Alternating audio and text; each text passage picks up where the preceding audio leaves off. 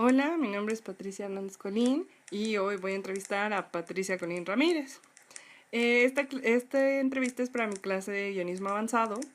En esta entrevista quiero profundizar en uno de mis personajes. Mi guión es acerca de un artista que vive en un país con conflictos y la gente está harta de todas las injusticias. Entonces se comienza una revolución y al comenzar esta, el artista se ve atrapado en lo que parece ser un y está atrapado en su edificio. Mi entrevistada no estuvo en un bombardeo, pero estuvo en una situación similar, que fue un temblor muy grave. Entonces voy a empezar mis preguntas. ¿Cuál fue la situación exactamente? Bueno, nos estamos refiriendo al temblor de 1985. Fue un temblor de magnitud de 8.2 grados en la escala de Richter. Estamos hablando de un evento bastante fuerte. Ese día yo estaba estudiando en la universidad. Regularmente yo entraba a clases a las 7 de la mañana, entonces a las 7:19 que fue el evento, yo ya estaba en la universidad. Ok. ¿Y cómo fue? O sea, ¿me puede explicar cómo pasó todo eso? Estábamos en clase normal cuando de repente sentimos que iniciaba un temblor.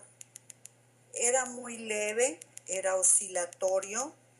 El maestro, muy centrado, nos dijo: cálmense, no se muevan de sus asientos, está temblando levemente. Hasta ahí no hubo problema.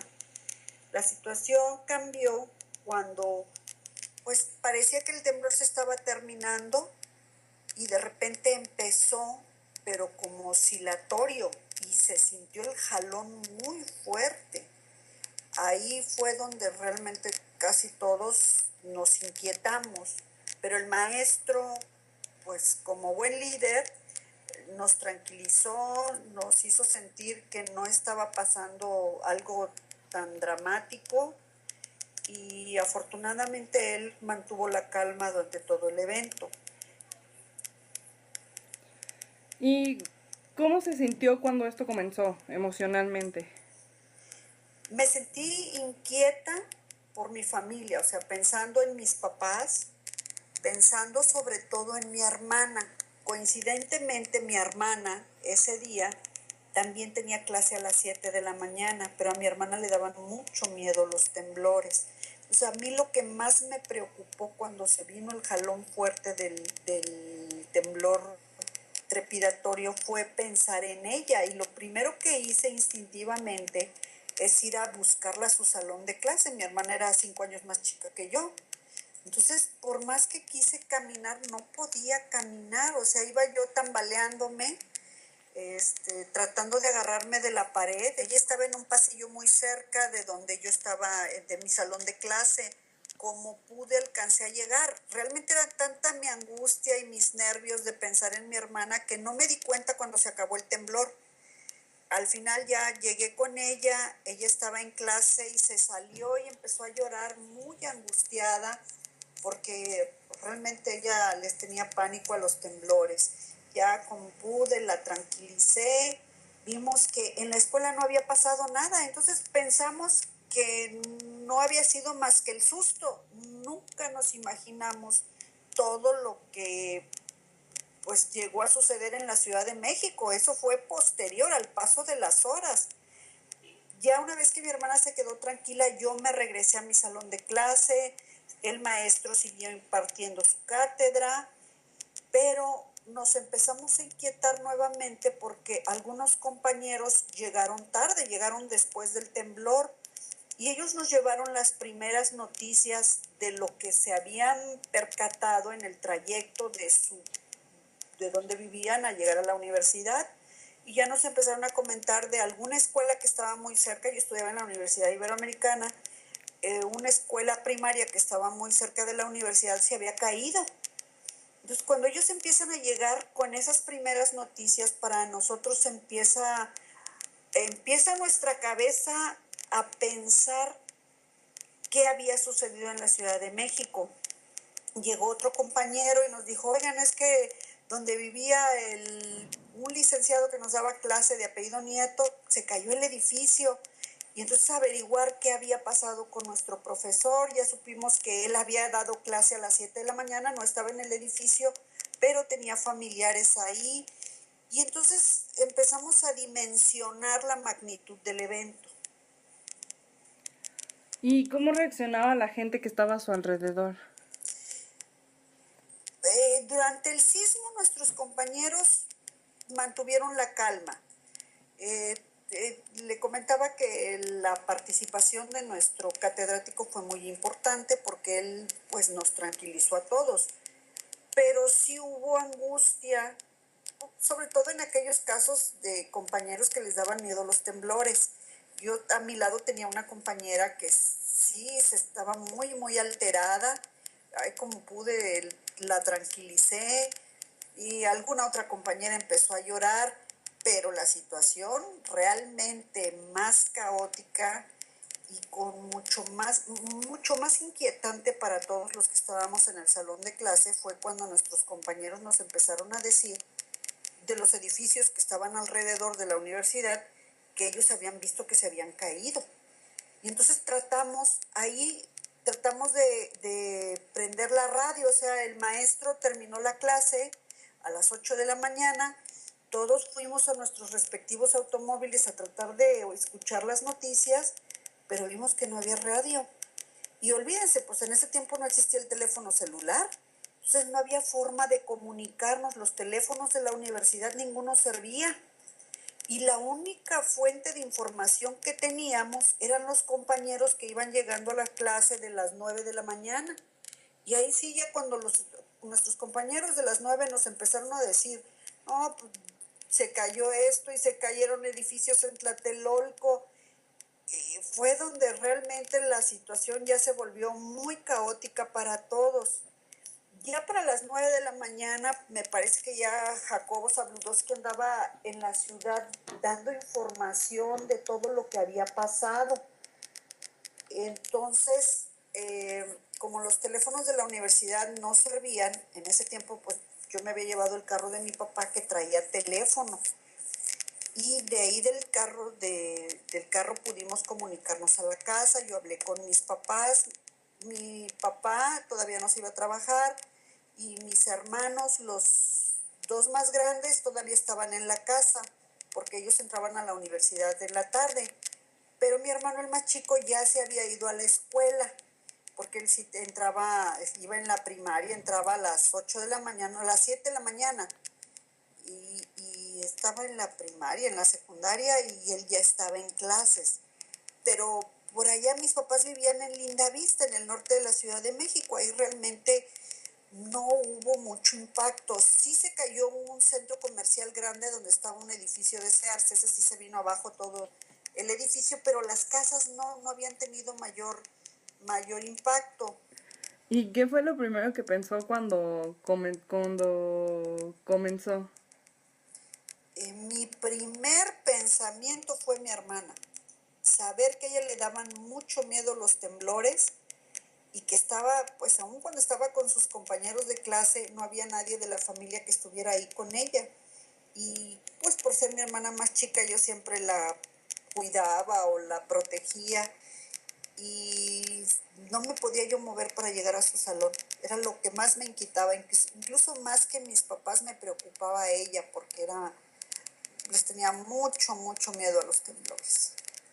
Bueno, y después de todo el desastre, ¿cómo logró llegar a su casa, de la universidad a su casa? Eh, Todavía yo tenía clase a las 11 de la mañana. Yo llegué a mi salón de clase, pero a partir de esa hora ya nos pasaron a informar a todos los alumnos que las clases se habían suspendido.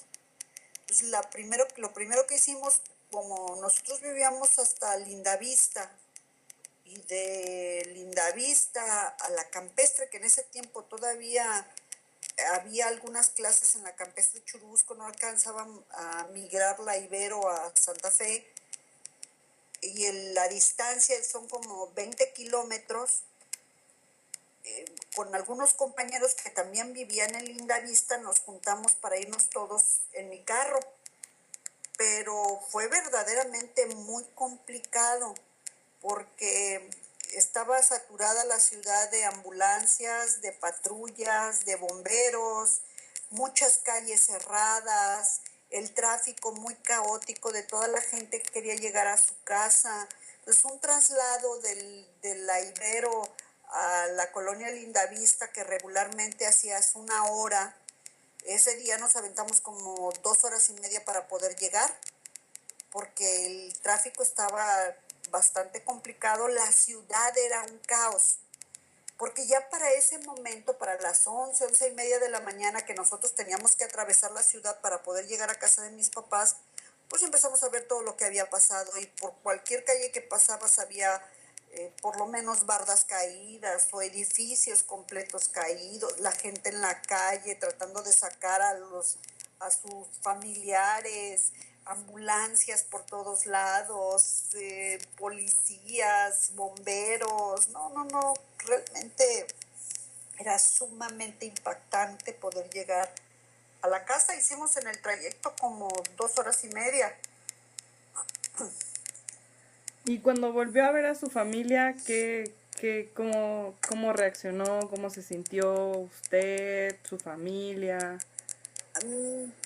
Nos sentimos muy bien, primero porque pude ver mi papá ya se había ido a trabajar, pero mi mamá me dijo que estaba bien. Mi papá se estaba bañando cuando sucedió el temblor y mi hermano Roberto y mi hermano Víctor pues todavía estaban en la casa, ellos tenían clase por la tarde.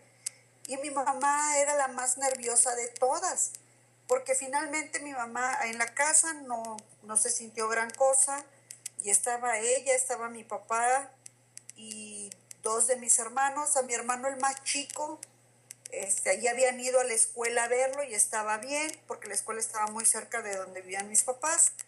Pero mi mamá no sabía nada de nosotros, que éramos las dos mujeres. O sea, ella había tenido contacto con sus 3 hijos varones, pero con sus 2 hijas mujeres pues no lograba verlas. Entonces mi mamá cuando llegamos empezó a llorar, muy nerviosa, muy inquieta, ya para ese momento pues ya enterándose de todo lo que había pasado en la ciudad. No había teléfonos, no había cómo comunicarse con su familia. Y entonces pues realmente ella era la más impactada de todos nosotros. Yo pues me sentía ya no preocupada por mi familia, me sentía muy impactada de todo lo que me tocó ver en el trayecto de la universidad a la casa. Bueno, y con el paso de los días, ¿cómo fue la situación? ¿Cómo fue evolucionando? Pues la situación estuvo muy complicada por bastante tiempo. Primero, porque seguía habiendo réplicas. Entonces, al día siguiente del temblor fuerte, hubo una réplica muy fuerte, que fue también de 7 puntos y algo de grados en la escala de Richter. Ese día, hay una anécdota muy curiosa en nuestra familia. Mi papá en ese tiempo trabajaba en Pemex y estaban en una reunión con el director en el piso 41 de la torre de Pemex. Entonces, cuando llegaron todos a la reunión, el que estaba sentado al lado de mi papá era un ingeniero que le gustaba estar haciendo bromas. Y en la mesa que estaban ocupando en la reunión tenía como un desnivel. Entonces empezó a mover la mesa y les dijo a todos: está temblando. Pero pues ya se dieron cuenta que estaba vacilando y se empezaron a reír. A los pocos minutos se viene el temblor fuerte. La torre de Pemex tiene abajo unos pilotes hidráulicos. Está diseñada para aguantar temblores de mucha magnitud, pero a más altura tiene un deslizamiento como de medio metro. Entonces, cuando estaban ellos en la torre y se viene el temblor muy fuerte, empiezan a ver cómo se mueve la torre y no pudieron moverse de ahí. Los segundos que duró esa réplica, que fue bastante fuerte, se les hicieron horas. Y aparte de todo, bueno, el sustazo de que pues detente de una de las columnas, porque si no, si te sueltas y te vas contra el vidrio, igual te puedes salir volando por la ventana, porque la torre tiene puros vidrios. Entonces, fue un susto impresionante para mi papá. Cuando llegó a la casa, llegó transparente, o sea, si te digo transparente, era transparente del susto. Y aparte, estaban en el piso 41. Cuando terminó el temblor y bajaron, se aventaron los 41 pisos por escaleras. Y no solo son 41 pisos, la torre de Pemex tiene como 2 mezanines. Entonces a esos 41 pisos, súmale 2 más por cada mezanín, bajaron por las escaleras como 45 pisos. Llegó lívido, pidió un whisky que él se lo tomó en ese momento y empezó a agarrar color. Lo peor fue el otro día, que no podía ni moverse de que estaba tan embarado de todos los pisos que tuvo que bajar por las escaleras. Pero sí, no, mi hermano, el mayor, en ese tiempo estaba trabajando en Resistol y realmente por él nos enterábamos de mucha información. Resistol producía o produce, no sé exactamente a estas alturas, el formol. El formol se ocupa para mantener cuerpos. Entonces, mi hermano nos dice que Resistol mandaba las pipas de formol, que todos los cuerpos que iban encontrando en los edificios los llevaban al entonces Parque del Seguro Social, que estaba en el eje de Cuauhtémoc y Viaducto. Y ahí en el campo ponían todos los cuerpos y llegaban las pipas y le echaban todo el producto para que no pues empezara a haber epidemias por toda la descomposición de todos los fallecidos. Entonces, irte enterando de esas noticias realmente era una situación muy deprimente, porque aparte te ibas enterando de familiares de tus amigos que habían fallecido, hijos de amistades que ya estaban en edificios y que habían quedado atrapados y habían fallecido. Entonces, te enterabas de muchas situaciones tristes. El caso de los niños que a la fecha cada año sacan, de aquellos niños que estaban en el hospital general, el 20, no me acuerdo el nombre del hospital, que ahora es el siglo XXI, que ahí quedaron atrapados los niños y sus mamás habían fallecido, eran bebés en ese tiempo, estaban en los cuneros y los habían rescatado. Entonces, te enteraste de muchos amistades o familiares de amistades que habían fallecido en el temblor y realmente se vivió una situación muy triste. Pero adicional a eso, había mucha gente que se había quedado sin casa, que sus edificios se habían caído.